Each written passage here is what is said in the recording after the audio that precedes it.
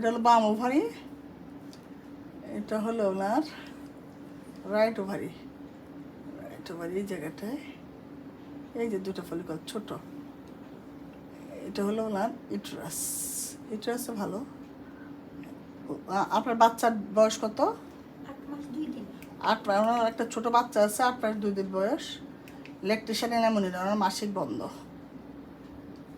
মাসিক বন্ধ বাচ্চা হওয়ার পর থেকে আর হয় নাই তাহলে মাসিক হয়েছিল 2 থেকে 2.5 মাসের মধ্যে 7-8 বার একবার হয়েছিল, এখন আর হচ্ছে না। না একবার না 2 থেকে 2.5 মাস। এখন আপনার কয় মাস মাসিক হচ্ছে না সেটা জানতে চাচ্ছি। মার্চের 7 তারিখের পর থেকে আর হয় না। মাস থেকে ওনার মাসিক বন্ধ। সেই জন্য দেখেন আপনার ওনার ইউটেরাসটা ছোটো, কারণ ওনার যখন মা দুধ খাওয়ায় তখন কিন্তু মাসিক বন্ধ থাকে।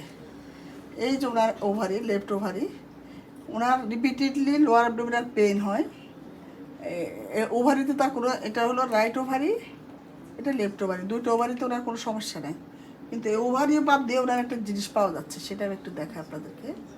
একটা পেলভিক মাস আছে, এই যে দেখেন, এই যে আপনারা দেখেন, এই যে দেখেন, এটা একটা পেলভিক মাস।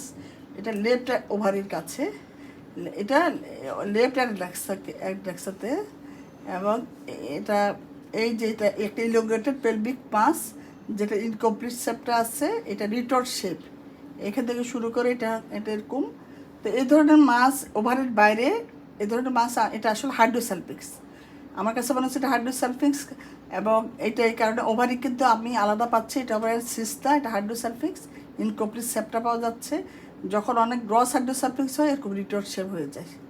This is হাইড্রোসালফিক্স।